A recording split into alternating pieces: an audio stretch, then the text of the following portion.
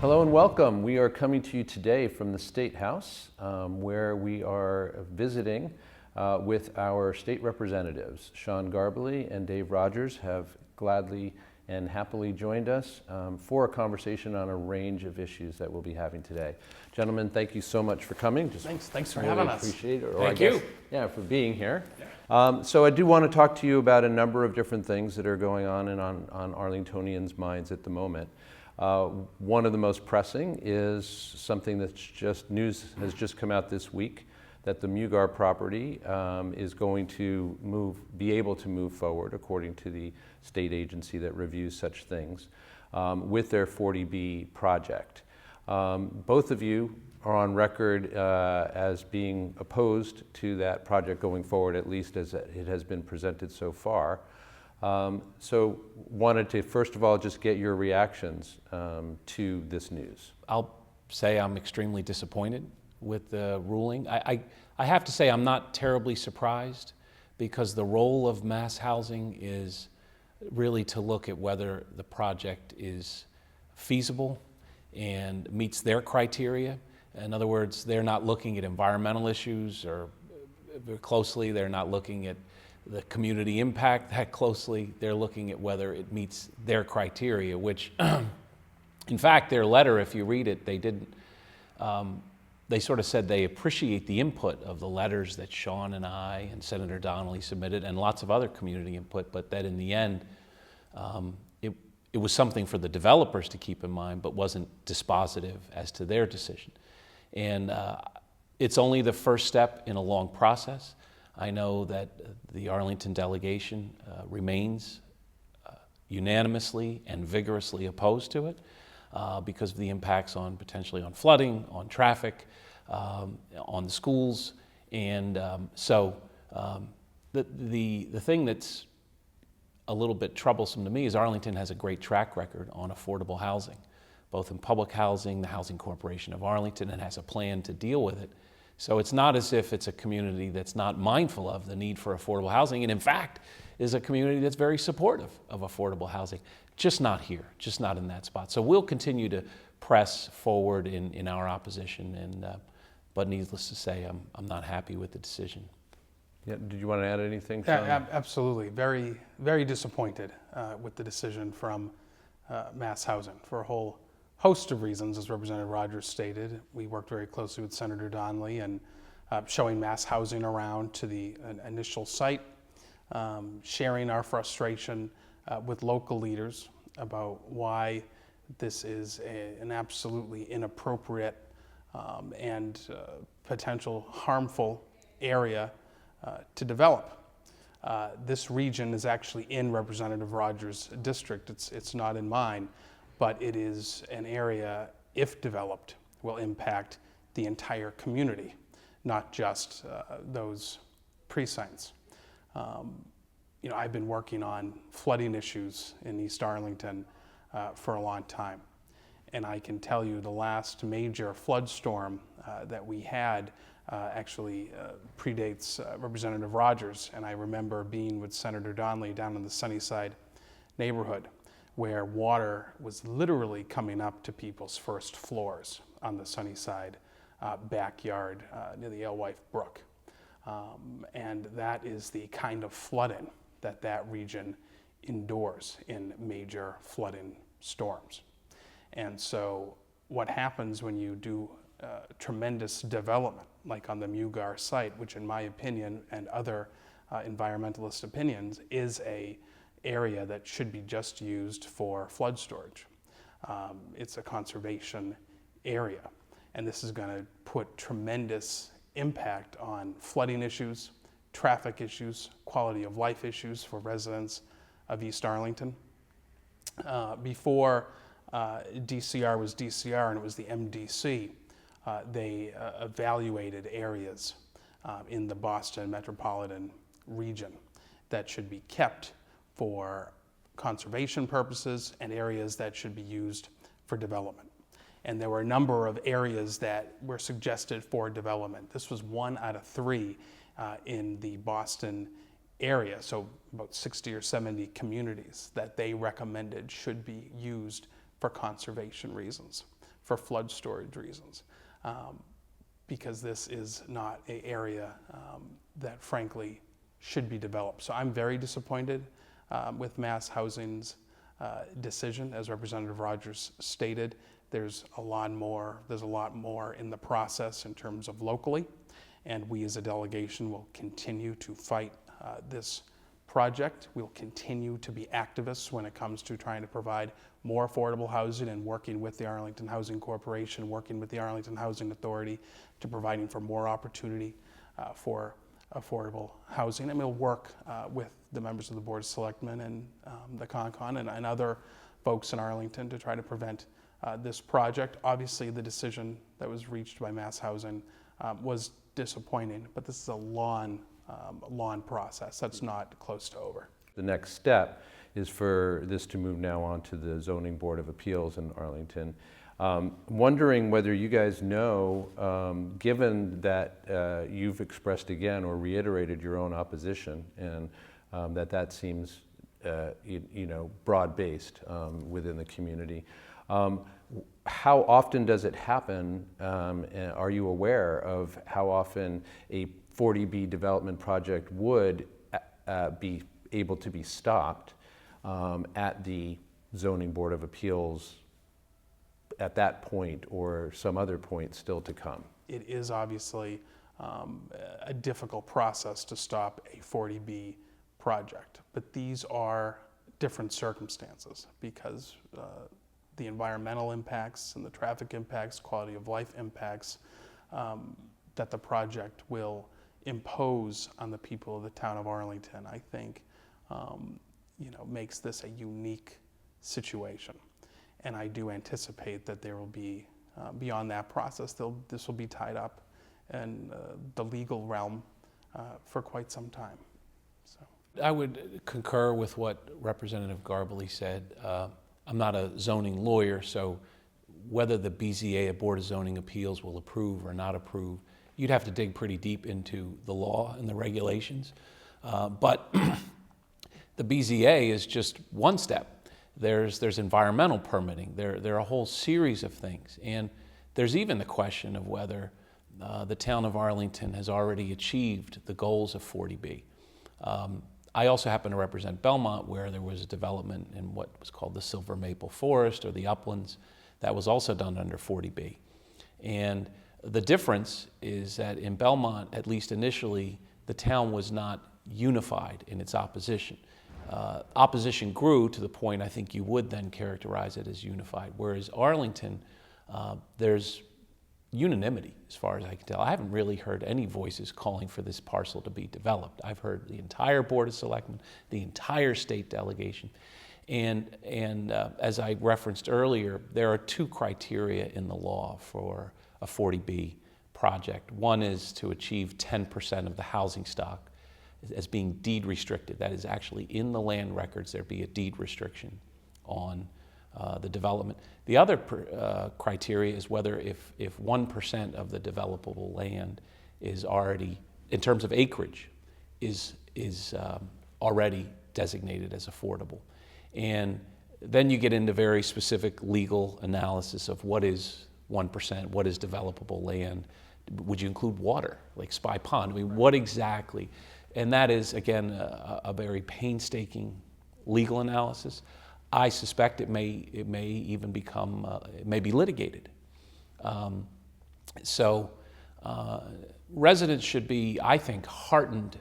As much as we're disappointed by the mass housing decision, I think residents should be heartened by the fact that there is a lot of arrows in our quiver, so to speak, a lot of ways we can tie this up and fight this, and we will. And I think, I'm very hopeful. I guess I'm an optimist by nature. The 40B law is a very powerful law that helps developers. We need to be honest and candid about that. It's an extremely powerful law, tilted in favor of the developers. But we also have some considerable things that we can bring to bear here. Yeah, so it sounds like what you guys have outlined is that there are a number of steps that the developers still have to go through and satisfy at a number of points, which will give opportunity to those in opposition to, as you say, expressed the opposition both in voice and in action. You know, we have the strength of our community in trying to stop this project. If you drive up and down Lake Street, up and down the streets of East Arlington, there are a number of yard signs on people's property against this project. We had over 300 people attend a meeting when this project was initially proposed at the Hardy School. There's tremendous concern about that. And it's not the concern of, you know, not in my backyard.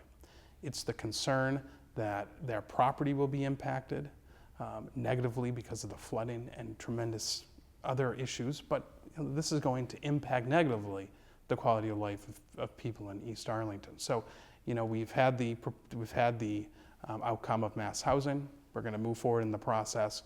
But I truly believe that people in East Arlington are not discouraged. They're more motivated to work to try to come together as a community and try to stop this project. Okay, I'd like to move on to the next topic of discussion, which is broadly speaking the situation with Arlington schools and Arlington school enrollment. But I'd like to start by talking about the Minuteman Vocational High School and the Minuteman Regional Agreement. We've recently spoken to both the head of the Finance Committee in Arlington and to Senator Ken Donnelly as well, who have both mentioned that this is a tough agreement, very difficult for Arlington, the way that it is currently configured, also hard for us to just opt out of it as a town. So Alan Tosti, the chairman of the Finance Committee, specifically mentioned that perhaps the only way to move forward to Arlington's satisfaction would be through some state intercession or intervention. Wondered if you guys could speak to that possibility. Well, you know, vocational tech is absolutely critical, and I've always been a supporter of it. It's extremely critical when it comes to workforce training, workforce development, especially linked with the community colleges. And I want to make sure every student in Arlington has that possibility. And I will continue to fight for that aspect of it. But I agree with local authorities that the current regional agreement is not fair to the taxpayers of the town of Arlington, and it needs to change. And I would strongly support state intervention, you know, in some form. I think, you know, currently we send by far the most amount of students, but yet we only have 1/16 of the vote. And that's unfair because you need agreement among the communities, and in any type of financial conversation, obviously, that goes against Arlington. Obviously, those communities are not going to take on more burden of the costs to their districts. We wouldn't expect them to, but at the same time, it's a tremendous burden on us. So in terms of how we are going to move forward, and what would that state intervention look like? I think the only thing, or there's probably several things that would work, but the thing that would really work and help Arlington is currently the Mass School Building Authority has approved a school design of Minuteman that fits, I believe it's about 650 students, possibly 650 to 700 students. You know, we have in-district population of students and out-of-district. And in the current configuration of the Minuteman Regional Tech High School, I believe it's around 200 to 250 of those students are out of district. So this is every place from Waltham, Medford, other areas, Watertown. If you look at that configuration, it is blatantly unfair to the taxpayers of Arlington, who under the MSBA rules would have to pay for the majority of the new school when you have 200 students from out of district. So I think one of the critical pieces that I'm working on, and I know the delegation's working on, is trying to get the state to pay for those 200 students. That would certainly alleviate the current concerns, the current financial concerns, but at the same time, help us build a building that we know Minuteman needs. It's just fair to the taxpayers of Arlington. We also, obviously, in my opinion, need a new regional compact, a new regional agreement that favors Arlington based on the fact that we send the most students in the district, but I really believe that the state needs to step in by funding the out-of-district portion of the cost, and that would certainly help us in terms of our impact on a new school, especially because my number one objective right now is to rebuild Arlington High School, and so that's Which where we I will want to talk see about us in just a focused on. minute, right? Yeah, Dave, one thing that Sean was just saying, talking about the number of students coming from in-district at the moment, and then also talking about the rebuild that is scheduled for a certain size. So there's 400 some odd students, as far as I know, coming from in-district. They're now building a school, or they'd like to build a school that would accommodate 650 to 700 students. Are we going to be relying on out of, Sean mentions that there's this possibility of trying to get the state to fund those out-of-district students. Are we going to be relying on out-of-district students regardless? Does it look like to you? Because to me, that's quite a gap between the 400 and some odd that are coming from in-district right now and the 650 or 700 that they would like to accommodate in the new school. First of all, I would associate myself with Sean's remarks. The current system is unfair to Arlington, particularly because capital costs, the cost to build the new school, would fall on those towns that are part of the 16-member regional agreement. And so part of the dilemma is that, as Sean said, vocational training is incredibly important. There's a whole series of jobs in the workforce that are called middle skill jobs. They're sort of beyond high school, or but maybe not a 4-year college degree or graduate degree. And I visited the school along with Representative Garballey, and it's tremendous. The offerings are really important, and we're talking about the financial impact to Arlington as well. We should, but keep in mind also the sheer number of students who want and who need these kind of opportunities. So the question is how to solve the challenge while financially, while still offering this really important educational avenue. And the challenge is if the school is smaller, the curriculum will likely also be smaller.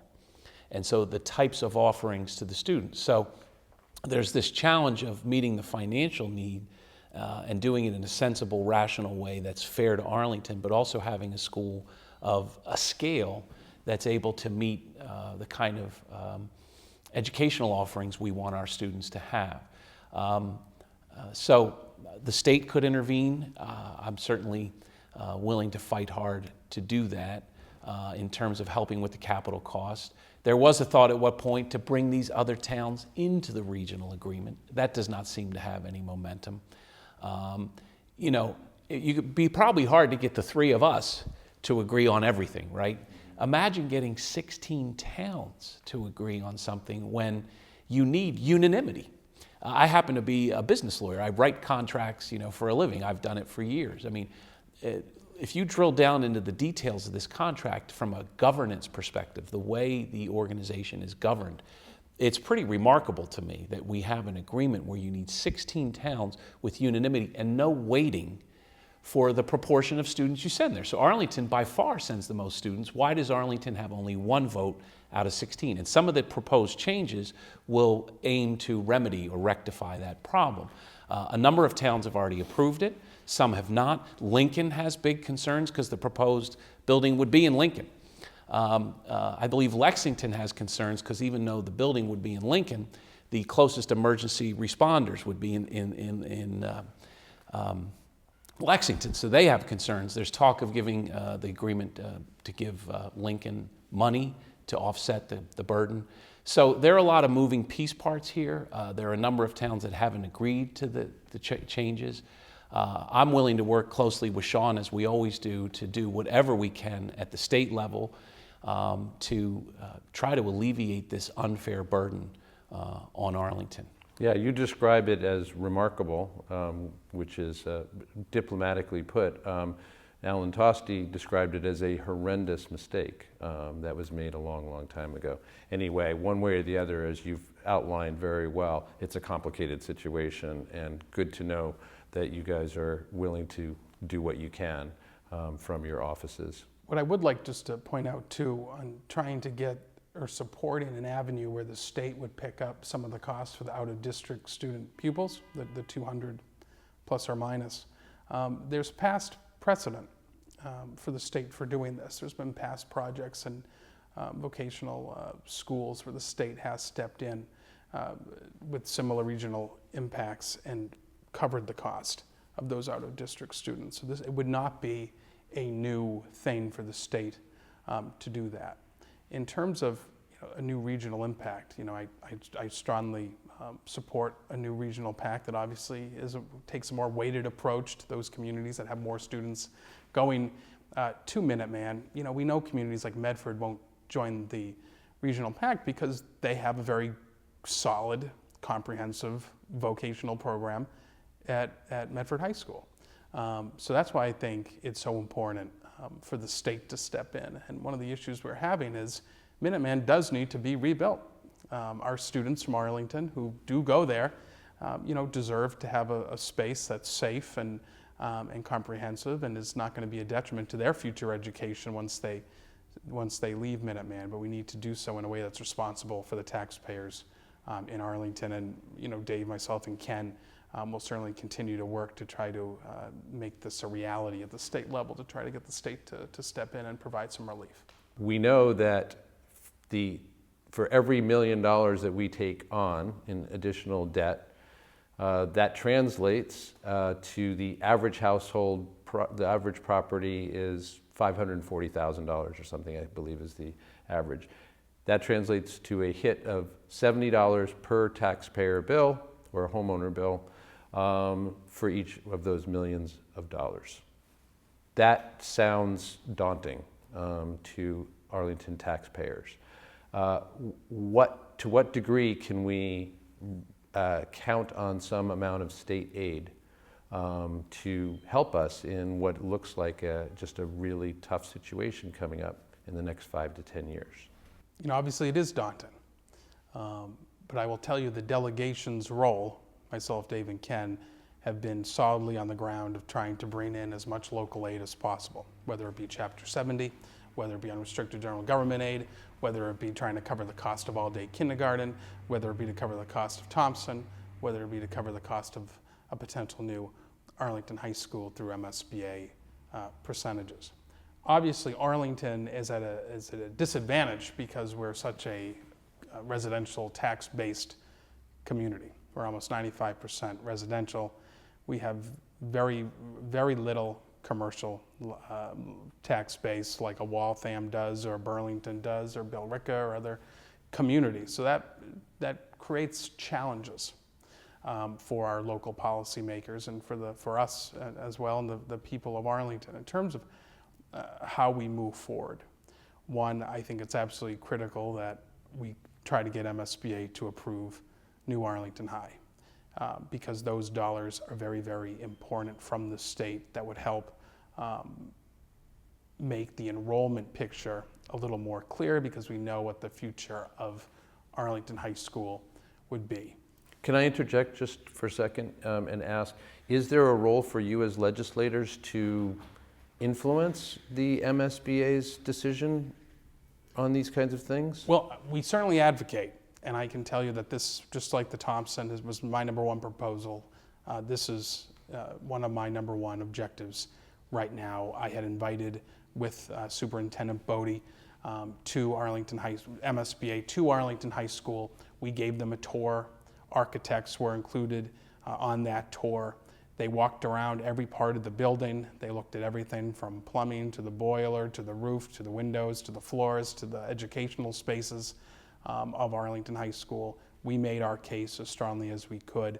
The SOI, which is known as a statement of interest, we made to MSBA from the town is a solid proposal for why Arlington High needs to be rebuilt, and the delegation has certainly made that case abundantly crystal clear to the state. So they have all that information in writing, and they have all that information through visually seeing Arlington High School. And both those pieces are absolutely critical in trying to get a project on board. Hopefully we'll hear by the end of the month. But I don't want to take away from Rep. Rogers. But.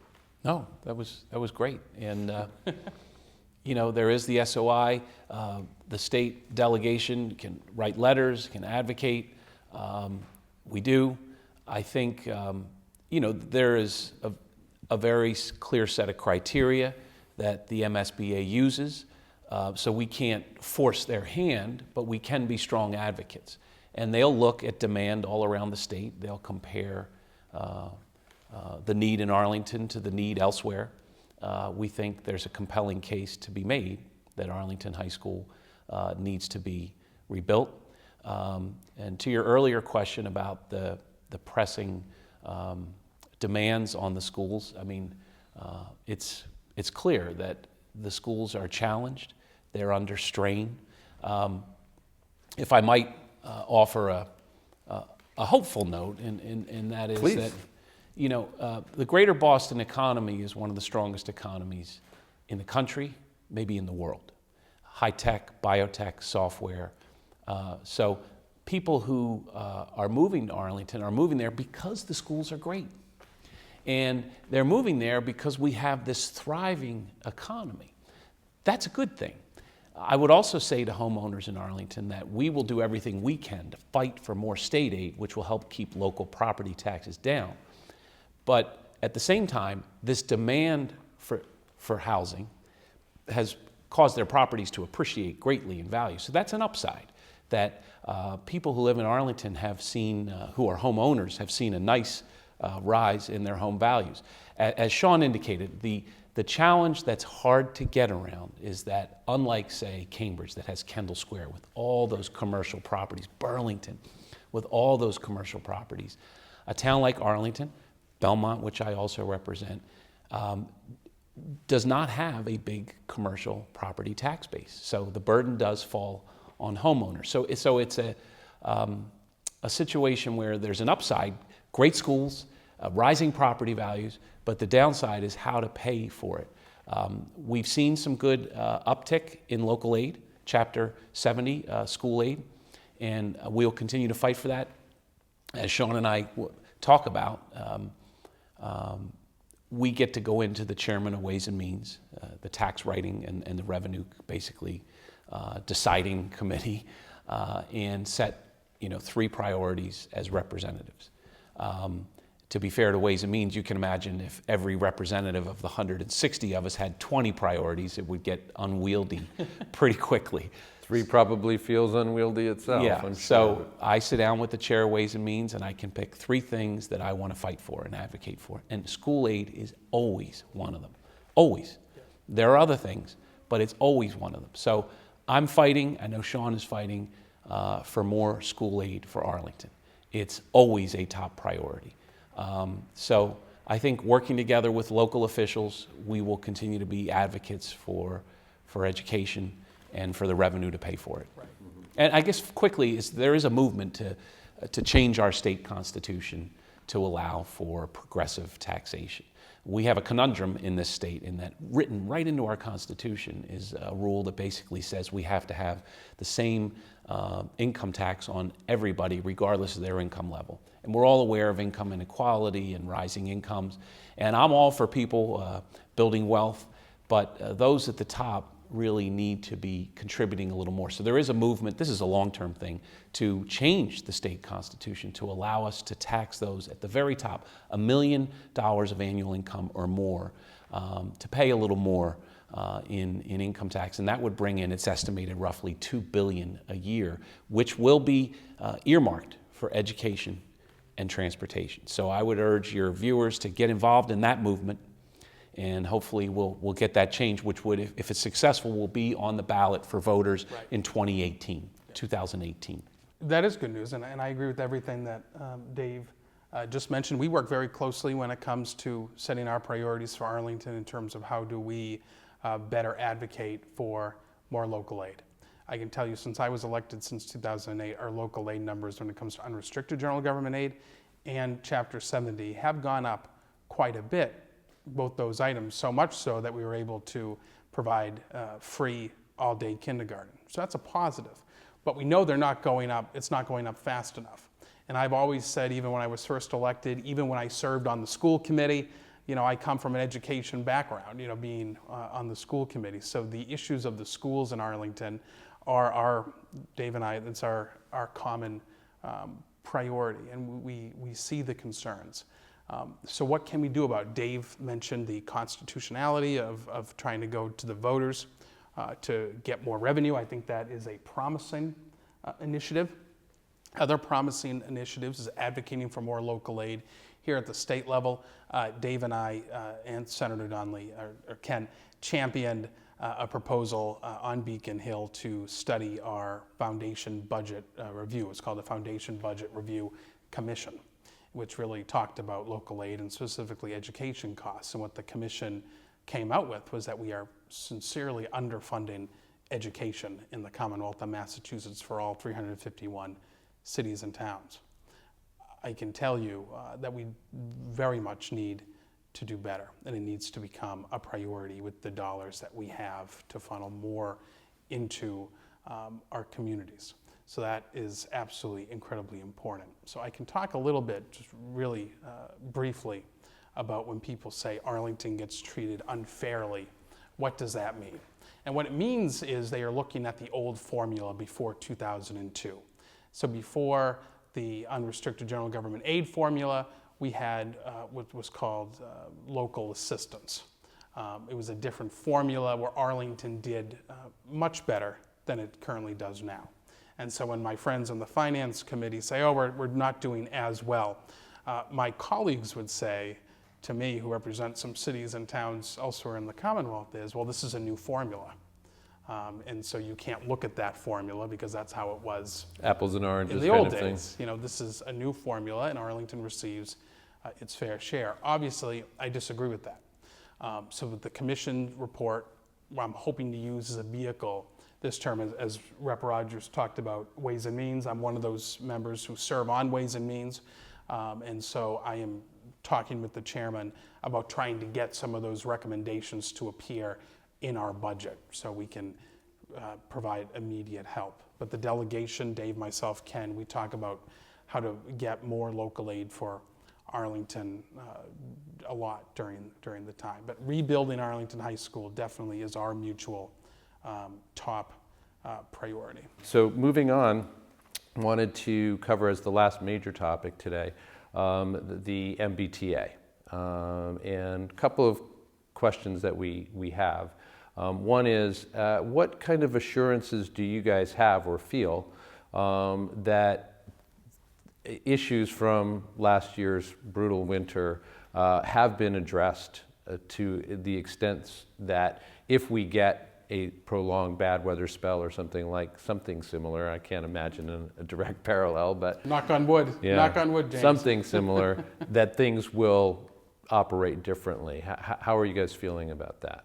Well, the governor formed a task force, and he really, the task force came up with two broad recommendations. One is reform, and the other is revenue.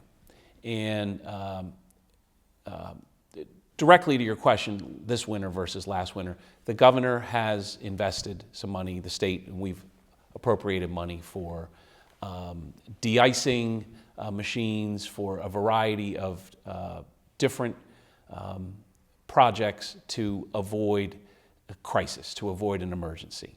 And so I'm hopeful that we'll never again see what we saw last winter, which was a disaster, really. I read an article in the Globe of the lost productivity every day in Boston when they had to basically shut down the city. Think of it, a major American city shut down, and it was in the hundreds of millions per day. I read somewhere recently that Boston is the fourth leading center for finance, for money flowing through every day. First is New York, second is London, third is Hong Kong, and fourth is Boston. And when Boston shut down, it's a huge impact. So investing in the T investing in public transportation is incredibly important for the economy. It's also obviously incredibly important for people's lives, the day-to-day, in the ordinary course of living. The burden on seniors, on people who are disabled is huge. So there's a human element and then an economic element. I can't say with certainty that we won't see problems. I don't think we'll see another winter, knock on wood, as we said, like the one we just had, which was the biggest in history since they've been keeping meteorological records. I think 9 feet of snow, 108 inches.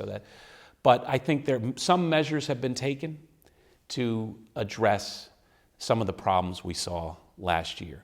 And just to finish on what I initially began to speak about, the governor's commission, his task force, basically had recommendations for reform, that is procurement reform, managerial reform, and then recommendations for revenue. In the state, we sort of have given the governor most of the tools he asked for in terms of managerial reform. He wanted a financial task force, basically control board, another management structure. Even though the Department of Transportation already had a management structure, he wanted a separate one for the T. We gave it to him. We gave him a freezing of the Pacheco law, which basically allows for privatization of contracts to be more easily achieved. So we gave the governor a lot of what he wanted in terms of management. But as I said, his report also said we needed revenue. And the backlog of the state of good repair projects, I think it's doubled. It was at $3 billion, which is a daunting figure to begin with. It's doubled to, I think, over $6 billion. And that's not from the Democratic side, not to make it political, but that's by the administration's own number. Stephanie Pollack, the transportation secretary, the governor, has said we have a state of good repair backlog of over $6 billion. In addition, there's long-term debt. The T has a big debt problem. I know Representative Garballey was championing legislation to move some of that debt to the state. So it's a complicated issue, but it's hugely important. I'm hopeful we're going to continue to make progress, but I think the governor has made good on the reform piece, but now we really need to talk about revenue.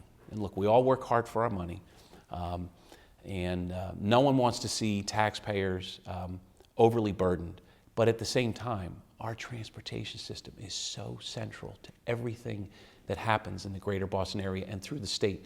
So I do think we may need to look at that, changing the Constitution so that high earners pay more. That money would go to transportation. I think we need to look at revenue. And of course, I'm all for reform and squeezing every dollar of efficiency out of the T. But we also need to look at revenue. We need to look at fare avoidance. There's some stories about people avoiding fares. So there's a wide range of options. And as you can see, I get pretty animated about transportation. It's sort of the issue I campaigned on, one of the big ones. And But I'll let Representative Garballey speak about this too. Yeah, I know he's Sean, very involved. I'm sure you have plenty to say on it, but let me just preface and ask you to address, as part of what you say, the fact that there's anticipated fare increases to come. So one of the sources of revenue, of course, is that. And we have recently learned that what had been presented as a 5% every couple of years increase may, because of a loophole, be raised to 10%. Could you address that as part of your answer? So I worked on that provision, as well as provisions related to that. First of all, let me just echo all the sentiments of Representative Rogers, or Dave. And I appreciate the fact that in his answers he has tied public transportation to our economy, because they are linked as one. And we saw that in Arlington, as he mentioned. People move to Arlington because it's close to Boston. It's one of the driving forces, and we see people bike, walk, skateboard, run to Alewife in the morning, and from their homes. And we need to make sure that when we're talking about transportation, we do it in the frame of what it means to our state as a whole, and our economy and our workforce. It's absolutely critical. So I serve as the chair of the MBTA caucus, as you may know I have for the past 8 years. And Dave has been certainly one of our more active members. And as a delegation, we've been very active in terms of stopping any type of cuts to Alewife. There's been 2 or 3 proposals to cut every bus out of Alewife Station, which would obviously have a tremendous harmful impact to Arlington. We're able to stop that. In terms of the winter, obviously last winter was absolutely unacceptable for a major 21st century city like Boston to basically shut down for 3 weeks. Absolutely unacceptable. We have to make sure that that doesn't happen again. Dave has mentioned some of the things the governor has proposed. Some reforms I supported, others I did not. But he certainly has the tools now to make sure the winter doesn't happen. A couple of problems with the current recommendations that they made, and what I think is the biggest concern for the future of public transportation. One, Dave mentioned the state of good repair and the backlog. $6 billion underinvestment in our infrastructure. We have train cars that are literally 2 decades older than I am, and maybe even more. And that's a horrible thing for our economy here in Massachusetts. Also, the big backlog, or big problem that we need to address, as Dave mentioned, I filed legislation to address it, and that is the $5.3 billion in structural debt. About $2.53 billion of that is from the big dig. We pay about 35 cents on every dollar to debt service. You know, think about being a business. You couldn't stay open. And so I filed legislation to take that debt, to bring it onto the state rolls and to come up with a plan to pay it down. And it's been on the T's back for over 2 decades. One of the reasons is out of sight, out of mind when it comes to Beacon Hill policymakers. We need to force it so we can pay it down and that would certainly help our T. James, who had mentioned specifically the legislation to do with fares. First of all, fare equity is absolutely incredible. It's certainly important, one of the main aspects of what the MBTA caucus is working on. You mentioned that loophole. And the loophole is really all around the word annual. The intent of the House and the Senate when we debated the legislation when it came to fare increases was to make sure that it would be 5% that fares could go up, and that would be it. They use this word annual, so the administration says, well, now it can be 10%. That is not the intent of that word. It's certainly not the intent of policymakers. Senator McGee, who is the chair on the Senate side, has come out strongly opposed to the idea of 10% increases on fares, and we will certainly, as a caucus and as a legislature, stand up against that. You know, 10% is completely unfair when it comes to, the burden we put on our riders. We need predictability, and that's why we put the 5% in there, because it provides for that predictability and the revenue needed to move forward so that riders can depend on that 5%. 10% is just completely unacceptable, and we will fight that. Well, let me make sure that I understand this correctly. Are you saying that the understanding was for 5% and that the term over which that 5% would happen would be every 2 years? Correct. And then the loophole, so to speak, is that somebody has inserted the word annual or chosen to see that 5% as happening annually, so that would more or less, a way, become 10% over every 2-year period. Is that right? So the word annual was slipped in the conference committee report. But as I stated, the intent was never for 10%. But that word did appear by this legislature. And that is what the administration is potentially looking at. But the intent was never 10%. So we will be working on that. But I really must say the burden for this winter and future winters is dealing with the structural debt of the MBTA. We must do that. Well, both of you mentioned as part of your most recent answers the Governor Baker's initiatives around the MBTA, et cetera. So that segues well into the last topic I wanted to ask you about today, and that is, well, the Baker administration is completing its first full year in office, I think, just now. And so what, what's your sense of working with this administration? And then I would like to invite each of you to tell us about what's on your own agenda for 2016, any particular initiatives you would like the voters or our audience to know about, et cetera. So it's still pretty early to render much of a verdict about Governor Baker, in my opinion. He sort of, in his first year, has campaigned against the winner in the T, and he's looked good. I think solving some of our pressing public policy concerns is the ultimate test. And candidly, I think the verdict is out on that. I think, so we'll see. I certainly want to work with the administration, the Baker administration, constructively, wherever possible, and oppose the administration where I feel they're going off on the wrong track. We'll see how he wants to solve the revenue problem at the T. So a lot of the, all new chief executives sort of get a honeymoon period. That may have been even more so because of the winter. People thought, gee, he just took office and was confronted with Snowmageddon. And so, and he was seen, I think, as largely, being attentive to that. And I think the public, you've seen his popularity tick up because of that. Although it has to be said, while he was hands-on and really working hard, I don't know that he solved the T's problems during the winter, but I think people didn't blame the administration. But they will now, because the T is his. We've given him the managerial and other reforms he wanted to get control of the T. And so now we'll see if the administration's up to the task of successfully managing the T, not just through crisis, but through long-term strategic planning of this vital resource. So we'll see.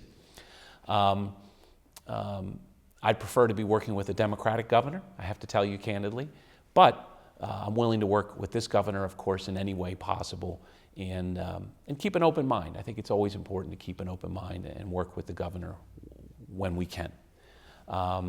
In terms of the coming term and this, next year and what I've been working on this year, of course, again, fighting for local aid for Arlington and the other communities I work for, that's always the top priority, is the district I represent. I have a number of pieces of legislation that are broad-based. They would be general laws that affect the entire Commonwealth, 6.5 million people. But first and foremost, I'm always mindful of the fact I represent 40-some thousand people in my district, and I fight for them. Every day, that's my number one priority. Beyond fighting for local aid and working on the T, which very much affects our districts, I have filed 26 pieces of legislation that are of a broader impact. One key area I focused on is criminal justice reform. Certainly, I think most people now are coming around to the view that while it's important to incarcerate those who are violent and pose a serious threat to society, we also need to be a little more intelligent about the way we treat those and what kind of crimes, what the duration, how people are treated once they're in, what kind of rehabilitation programs. If they have a drug and alcohol problem, will they get treatment for it? If they have no job skills, can we give them job skills? Over 90%, well over 90% of people who are in jail or prison are coming back out to rejoin us. So, for instance, I have a bill to limit solitary confinement in those 21 or under, because there's a lot of studies that show solitary confinement has particularly pernicious effects on those who are young. I have a bill that will raise the amount that would trigger a felony. Right now, it's a felony to steal more than, I think, $250. So you could steal a heavy winter coat in the dead of winter and be facing a felony, which then affects your job prospects. And that's not good for any of us, because we want people to come out, rejoin society, be able to get a job, be able to be productive, pay taxes. On the civil justice side, I filed a bill to give those facing eviction a right to counsel. Any American who's ever heard the Miranda warnings knows that those accused of a crime are entitled to a lawyer. If you cannot afford a lawyer, one will be appointed for you. If you ever watched a crime show, you've heard it said. But what about people who are low income or indigent, who face legal challenges in the civil realm, for instance, facing eviction. You have no right to a lawyer whatsoever. There are very few cases at all in the civil justice system where you have a right to a lawyer. And so almost every major legal organization in Massachusetts, the Massachusetts Bar Association, American Bar Association, the Boston Bar Association, and many other groups have endorsed the idea in certain circumstances, the poor, the indigent, should have a right to a lawyer. I'm the first one to file a bill on that topic. And so I filed a lot of other legislation. I don't want to go through the whole litany now, but you can go to my website and read more about it or get in touch with my office. And I'm working hard on those things every day as well. So, and thanks for the opportunity to talk about them a little bit. I would just, it's a pleasure to work with Representative Rogers. It's a pleasure to be able to represent the people of Arlington with him and with Senator Donnelly. Likewise. We have a very close working relationship. In terms of the relationship I have with Governor Baker, I do agree with many of the comments that Rep. Rogers made. I work very closely with the governor, as I do with all my, more conservative Democrats or Republicans as well. That's what the people of Arlington and West Medford have sent me up here to do. It's to try to work and to find common ground, agree where we can agree, but certainly I would never and will never compromise my convictions, my principles, and I certainly hold true to those. I've worked closely with the governor in specific areas around the MBTA because of my focus as the chair of the MBTA caucus, and I agree with what Dave said in terms of we've given the governor the tools, what he asked for, the control board, and so now it is on his shoulders to deliver, not just to get us through the winter, but in my opinion, to come up with a serious plan to give this city and our 21st century Commonwealth a transportation system that focuses on statewide growth and are moving our economy forward, and quite frankly, the transportation system that the Commonwealth of Massachusetts and her people deserve. So that's on him. But I'm going to work closely with him to make sure we can get there, because we know we can only get there if we develop strong partnerships. One aspect of that I'm trying to convince him is to deal with that $5.3 billion debt. Another area I worked very closely with him because I'm adopted and I serve on the foster care caucus, and I'm proud I was adopted. It's one of the greatest honors of my life, certainly one of the greatest opportunities I ever had, is around the Department of Children and Families. We know the record of DCF is not great. We know that children have died within the care of the state. And so I've worked very closely with him on the caucus and personally in terms of trying to move our state in a better direction with how we take care of families and how we take care of our children who are in the care and the responsibility of the state. It's the greatest, most important burden we have, and we've failed. The moment one child dies, we've failed.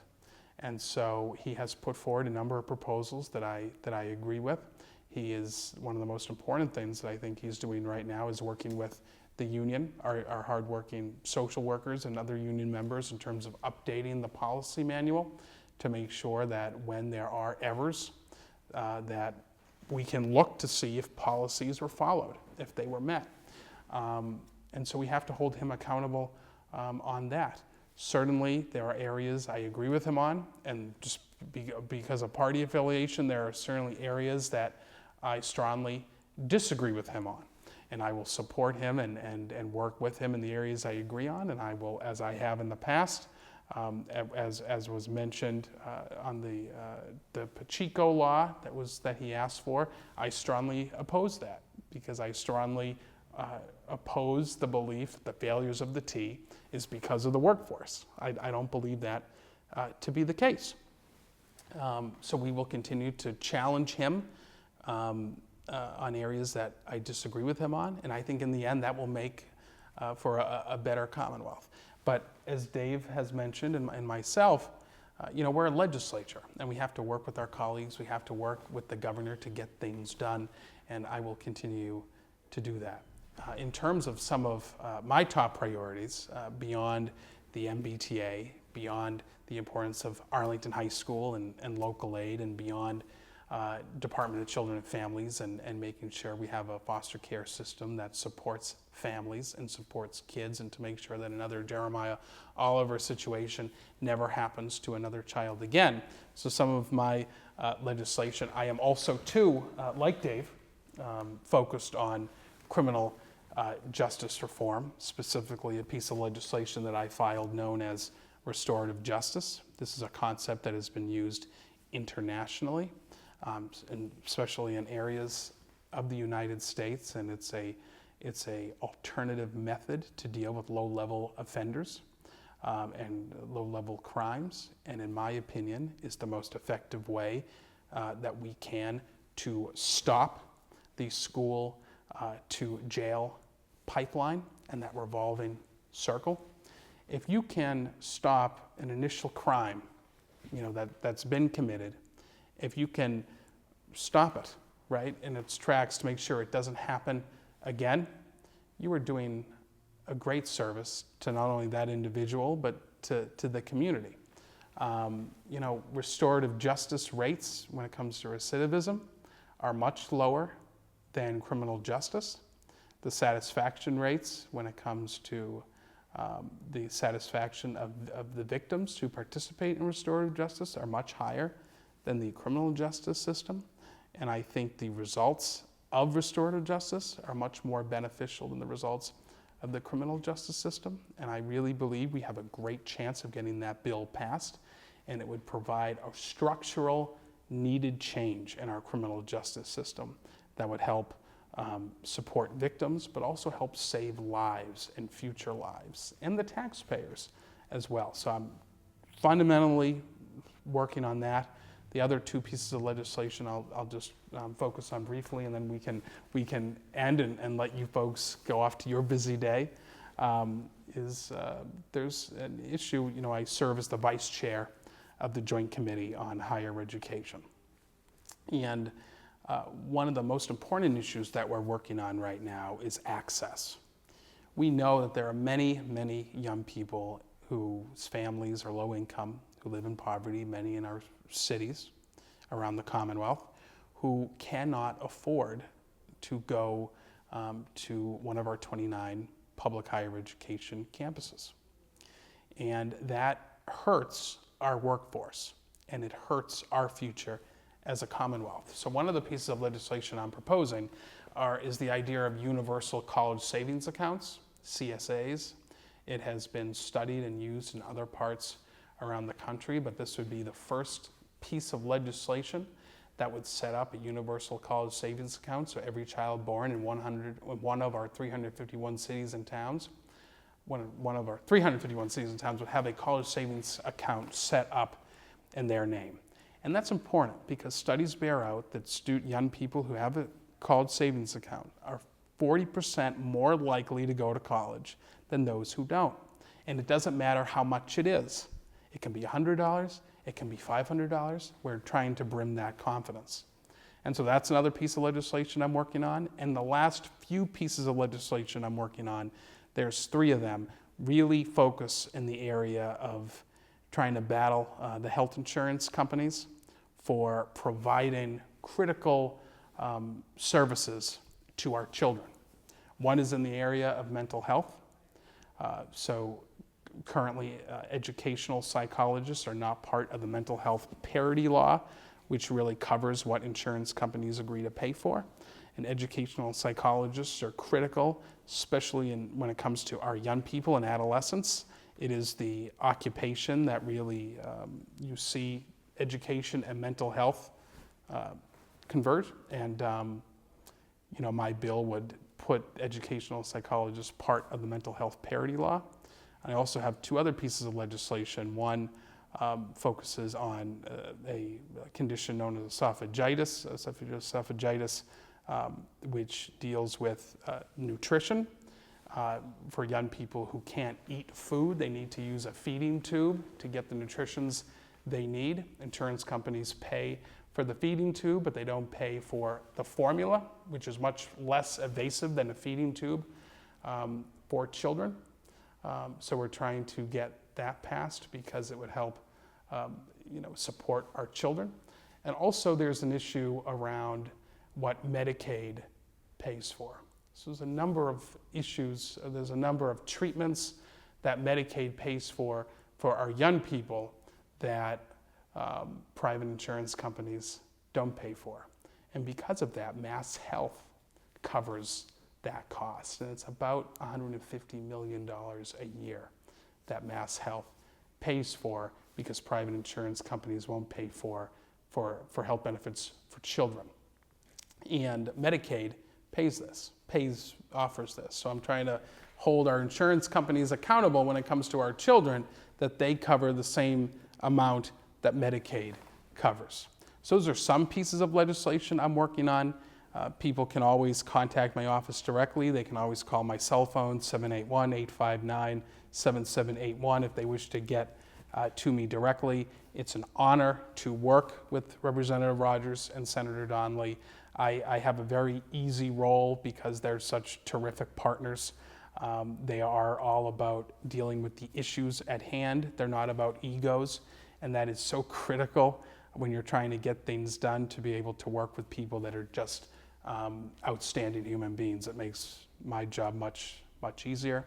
I want to thank ACMi, James, especially you, for coming out here and for interviewing us, and for the great role that you play in the community. I know you do a lot of great things, and that's what makes Arlington just an amazing place, because it, as you mentioned, some of our financial challenges, they're real.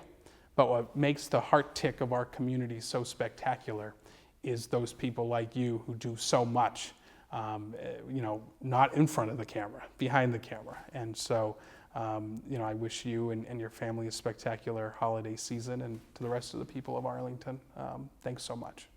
It's a love fest, folks.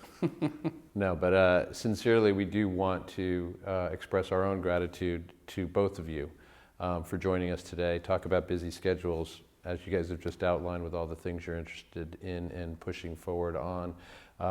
We appreciate your taking the time out of your days to join us and to share valuable, important, constructive information with your constituents, with the residents of Arlington.